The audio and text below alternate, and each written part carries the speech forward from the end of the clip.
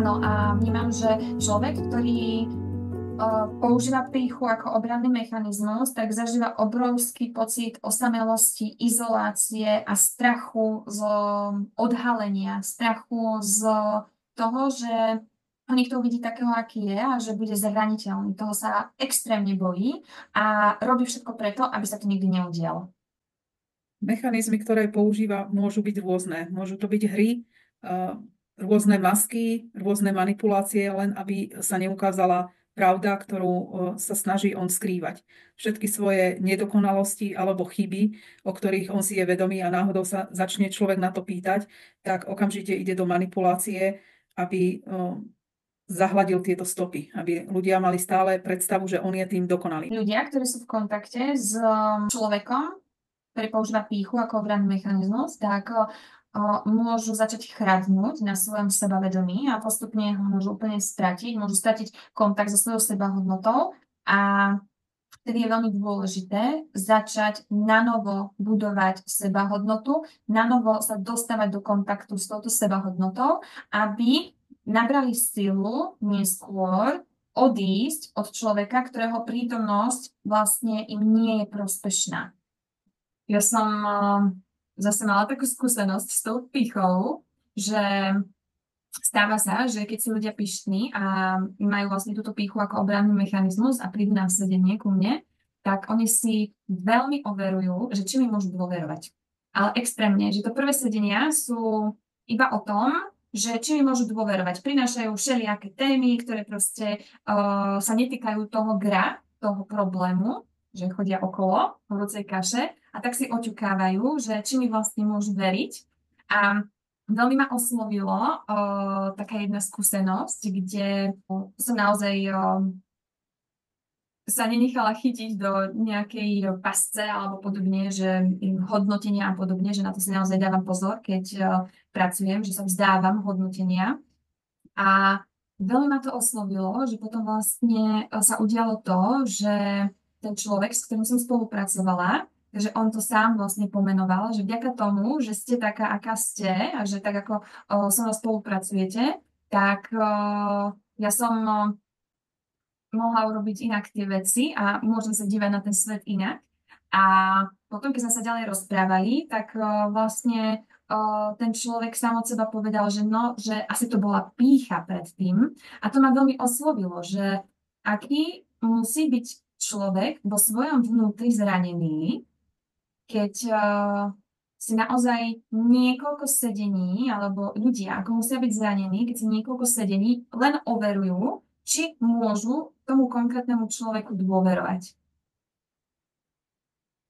Tá dôvera je veľmi dôležitá ako pri tých sedeniach a ten pyšný človek je veľmi náročný na svoje okolie a aj na seba.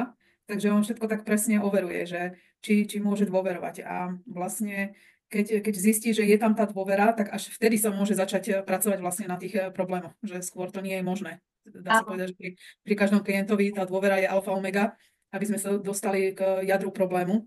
Takže tá dôvera je veľmi dôležitá. Áno, áno. A vnímam, že ľudia, ktorí vlastne používajú pýchu ako obranný mechanizmus, tak u nich je dôvera alfa, omega. Tam mi ide veľmi príklad s mačkami. Proste, keď chceš vycvičiť mačku na nejaké cirkusové číslo, tak ona ti musí 100% dôverovať. Akékoľvek pochybenie z tvojej strany, že ju nejako prekvapíš, alebo z nenazdajky proste niečo sa udeje, čo môže nalomiť tu jej dôveru, tak už ju proste nikdy nevycvičíš. Že tam musí byť pri tom výcviku 100% dôvera tej mačky voči tebe a vnímam, že nejak podobne to majú aj ľudia, ktorí používajú pýchu ako obranný mechanizmus. Že tam naozaj človek, keď s nimi komunikuje, potrebuje byť veľmi obozretný a dbať na transparentnosť, dbať na to, že v ich vnútri je veľmi zranené dieťa alebo veľmi zranený človek z minulosti, ktorý sa aj chce z toho uzdraviť, avšak predtým, ako sa začne uzdravovať, tak najskôr potrebuje dôverovať. A na tú dôveru, ako si hovorila, tak títo ľudia sú naozaj extrémne prísni. Tam to je totálny level náročnosti, čo sa týka toho overovania. No, pri tej pýche je dôležité začať s tou analýzou, pretože často tí ľudia používajú masky, aby prekryli tie svoje zranenia a vlastne dokážu tak na to prostredie sa snažiť pôsobiť vždy dokonale. Ale pre nich je to veľmi vyčerpávajúce, pretože je to neustále byť v strehu a neustále ukazovať tú dokonalosť svoju. Takže a samozrejme, keď niekto sa náhodou začne pýtať na niečo, čo nejako podcenil ten človek, alebo čo tak ostane nervózny a dosť niekedy aj agresívny. A vtedy prechádza do takého systému toho manipulovania, aby prekryl vlastne tie svoje chyby, alebo aby tí ľudia vlastne nevideli, čo je pod tým povrchom. Takže vtedy to okolie začne byť také zaskočené možno. A to je dôležité začať vnímať aj tú manipuláciu, že niekedy nám to môže dlhšie trvať, kým prídeme na to, že daný človek vlastne sa ukrýva vlastne pomocou tejto pýchy, aby ukryl tie svoje možno niekedy nedokonalosti alebo veci, ktoré sú mu nepríjemné. A hlavne vnímam, že alebo prax mi ukazuje, že takto ľudia chcú ukrývať niečo, čo sami v sebe kritizujú alebo hodnotia, alebo si myslia, že nie je dosť dobré, nie je dosť hodné a podobne. A preto používajú tú manipuláciu, aby vlastne, oni to vlastne prekrývajú sami pred sebou určitým spôsobom. Tým, že ja vlastne zmanipulujem okolie, tak ja to prekryjem sám pred sebou. A no, není to ľahký údel vlastne používať pýchu ako obranný mechanizmus. Je to stály život, ktorý je plný kortizolu, stresu. V každej minúte, v každej sekunde si v strehu a dávaš pozor na tú situáciu a snažíš sa ju kontrolovať a ovládať, lebo ak náhodou nemáš niečo pod kontrolou, niečo neovládáš, tak to ti všetky kontrolky začnú blikať, ako keď na stíhačke, vieš, keď pilotuje pilot a zrazu sa niečo pokazí a spustí sa lamína pokazania, tak všetko pípa, všetko sa kazí, tak takto sa to deje aj týmto ľuďom a pre nich je to život ohrozujúca situácia, že napríklad niekto upozorní na niečo, že nefunguje a to je presne, že im už hneď začne všetko pípať, že ako keby išla vybuchnúť tá stíhačka a každý takýto podnet vnímajú takto intenzívne a preto je veľmi pre nich dôležité vlastne mať to stále pod kontrolou, stále vedieť a byť nad vecou, lebo keď ja mám pocit, že som nad vecou, mám moc, tak som vlastne silnejší a mám výhodu a nemôže ma niekto len tak položiť a nemôže ma niekto len tak zraniť. V tej pýche je veľa napätia, pretože tí ľudia potrebujú stále kontrolovať to okolie a či náhodou niekto nevidí niečo, čo oni si neželajú, aby to ľudia videli. Čiže ten permanentný tlak na nich tam je. A za druhé, obrovská sebakritika a prísnosť sám na seba. Ten človek zažíva, dá sa povedať, také vnútorné peklo, pretože kladie na seba vysoké nároky, aby pred tým okolím mohol sa stále v tom dokonalom svetle prezentovať. Takže tí ľudia majú aj veľké výsledky a sú často takí veľmi... Tí ľudia radi k ním sa obracajú, pretože majú výsledky tí ľudia a tí ľudia sa radi bavia vlastne s tými úspešnými ľuďmi. Ale v tom tlaku tí pyšní ľudia stále vytvárajú na seba ten permanentný tlak, ktorý ich ubíja a ktorý im nedáva, dá sa povedať, spávať. Že neustále porovnávanie aj s okolím, nedaj Bože, že sa tam nájde niekto, kto je úspešnejší v nejakej oblasti, tak to je už pre nich taká vnútorná bolesť, že nie je dosť dobrý a zvyšuje teda ten výkon a aj štúdium a všetko, aby dobehol tú druhú stranu. Ale to je... Není to také zdravé, není to inšpirujúce, ale skôr je to v takom hneve a v takom tlaku sám na seba a stále vlastne pod tým tlakom oni musia žiť. A to nie je vôbec ľahký údel. Vnímam, ako si rozprávala, tak som sa zamýšľala, že prečo vlastne ten tlak stále vzniká, prečo stále tam vzniká to pnutie. A vnímam, že všetci túžime po tom, že sme milovaní, skutočne takí, akí sme. A pocit osamelosti je najhorší pocit na svete pre každého jedného človeka. Že sme oddelení, že niekam nepatríme, že sme osameli. To sú ohromné psychické muky. Teraz som sa spomenula na film Interstellar, kde vlastne ten najrenomovanejší profesor, ktorý sa vydal na cestu do vesmíru, tak aby našiel nejakú novú planetu, na ktorej vlastne môžu ľudia osídliť, a môžu odísť zo Zeme a môžu ju osídliť, tak hneď ako prišiel na nejakú planetu, ktorú si on vybral, tak vlastne pochopil, že tá planéta je nehostinná a jeho to vlastne priviedlo k tomu, že tá osamelosť, že vlastne potom ako keby sfalšoval signál, aby po neho prišli, nie preto, že má naozaj planetu, ktorá je tá, kde sa dá žiť, ale aby po neho prišli. A tá osamelosť naozaj niekedy ľudí privádza ku skutkom, ktoré sa označujú ako nemorálne, ako zlé, ako neľudské a podobne. A ono to je vlastne o tom, že organizmus, keď chce prežiť, tak urobí čokoľvek. Proste urobí čokoľvek preto, aby prežil. A niekedy vlastne vie na to použiť aj klamstvo, aj manipuláciu, aj, neviem, ohováranie, očierňovanie alebo takéto hociaké praktiky, len aby proste prežil, lebo v každom momente je v nebezpečenstve. No a to nebezpečenstvo je vlastne tá osamelosť, lebo ja stále pragnem potom byť skutočne ľúbený. A keď som to vlastne nedostal v minulosti, keď nemám s tým skúsenosť ako dieťa, tak mne to ovplyvnilo centrálnu nervovú sústavu. Ona sa mi na základe toho koktejlu hormonálneho a tých informácií, tých skúseností formovala. A ona mi nejako proste teraz funguje.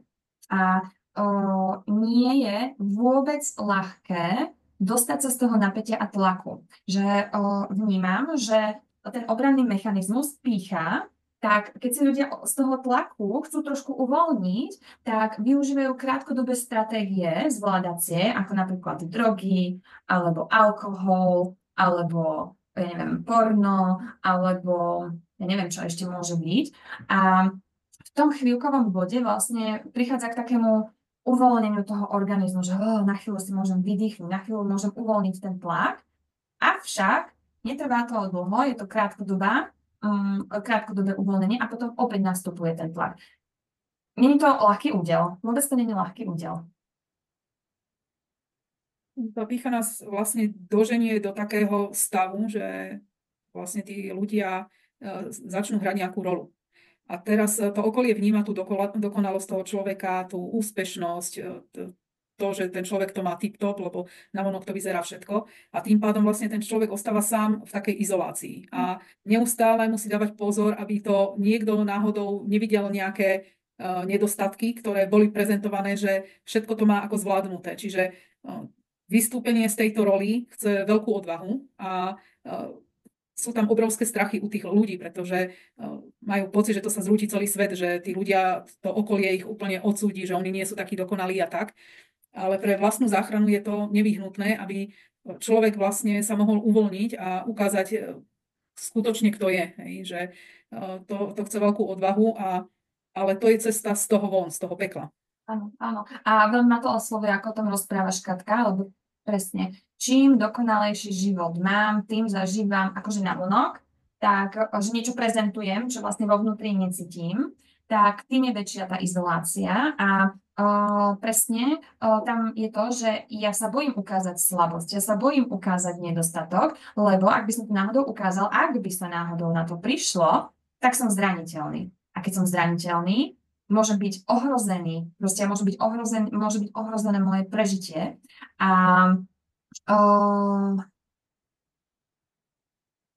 tam vlastne prichádzajú tie mechanizmy tej pýchy. Budem komunikovať tak, aby proste sa nikdy na to neprišlo, že ja som nejaký zraniteľný, že aby proste o tom nevedeli. A častokrát sa to prejavuje v tej komunikácii, ktorá je veľmi metúca.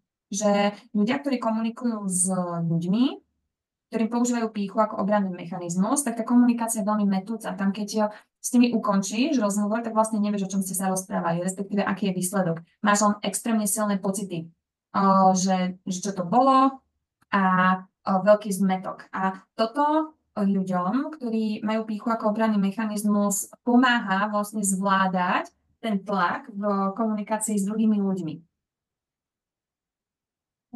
Keď náhodou sa začínajú ukazovať nejaké trhliny u toho človeka, že to okolie vidí nejaké nejaké veci, na ktoré sa začne pýtať a tomu pyšnému človeku je to veľmi nepríjemné, tak on vtedy začne, ako keby sa snaží tú trhlinu nejako rozmazať, alebo môže začať používať aj také manipulácie, že to si ty zle pochopil, alebo to není tak, alebo do slova niekedy idú až do takého klamstva, len aby vlastne to, dá sa povedať, znova prekryli nejakou maskou. A to okolie je potom často také ako zmetené a je len otázka času, kedy to prostredie si vlastne všimne a začne to hodnotiť, alebo si začína dávať taký odstup od toho človeka, pretože cíti tam tú neúprimnosť a niečo, že tam nesedí. A často tí ľudia ešte majú také, že keď sa im darí, tak oni v tej pýche dokážu dosť aj zraňovať to okolie alebo ísť do takého, že sa posmievajú niekomu, do takého módu. A oni sa na druhej strane presne tohto aj boja. Hej? Že keď sa to karta zvrtne, tak sa boja toho výsmechu. Takže oni urobia všetko preto, aby to všetko zamaskovali, aby sa nič nedialo. Ale to je veľmi vyčerpávajúce. Ale na druhej strane to okolie, keď je dlhší čas v styku s tým človekom, tak si to všimne. A to okolie začína mať aj taký odstup, že vidí, že je tam nejaká manipulácia, alebo že to není tak, ako je to prezentované a tým pádom sa stráca tá dôvera medzi tými ľuďmi a ten pyšný človek často ostáva taký opustený z toho dôvodu, že tí ľudia vlastne na základe tej nedôvery si držia taký odstup od toho človeka a tým pádom ten človek o to viacej je v izolácii. Čiže sa mu opäť potvrdzuje vlastne to presvedčenie, tá osamelosť, ktorú vo vnútri prežíva. A ako si hovorila, Katka, tak mi ešte napadlo, že jedna skupina ľudí si môže držať odstup, ale ďalšia skupina ľudí môže v kľude zostávať s týmto človekom, ktorý vlastne používa pýchu ako obranný mechanizmus. A tým ľuďom sa deje to, že kvapka po kvapke, troška po troške sa im pri tom človeku znižuje sebahodnota. Deň po dni, skúsenosť po skúsenosti, manipulácia sem, výsmech tam, zosmiešnenie inde a ten človek postupne chradne na tej sebahodnote, až sa udeje to, že on o sebe maximálne pochybuje a vlastne tá jeho hodnota záleží od toho, čo si od neho myslí ten človek, ktorý používa pýchu ako obranný mechanizmus. Keď si o ňom myslí, že neviem, niečo urobil dobre, vtedy mám sebahodnotu.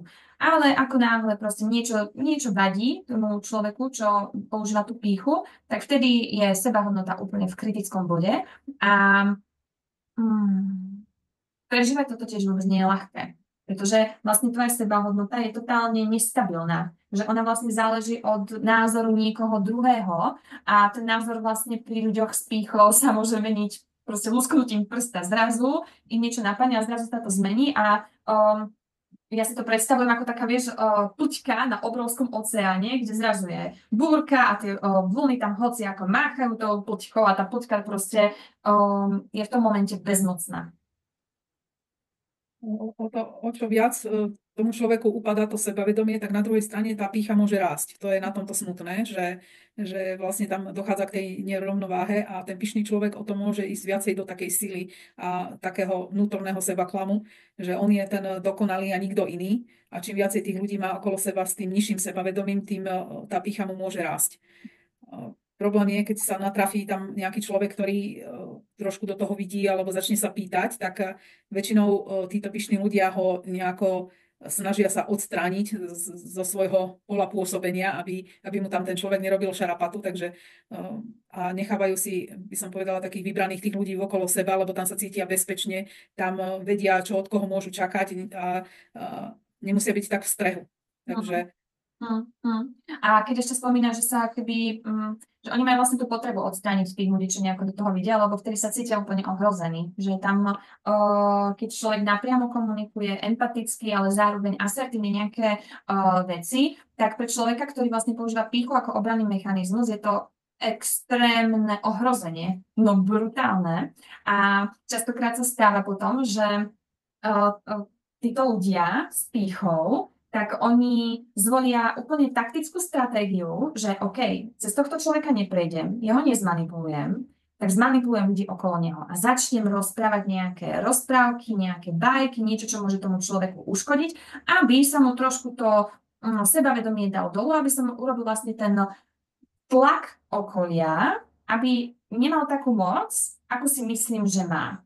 A ako môže sa to zdať nefér, Aj je to v podstate nefér, len opäť človek, ktorý zažíva stav ohrozenia svojho života, proste urobí čokoľvek, aby prežil v tom momente. Že čokoľvek, čo ho ohrozuje, tak urobí všetko preto, aby proste prežil. A máme ešte nejakých 5 minút, tak mi napadá, že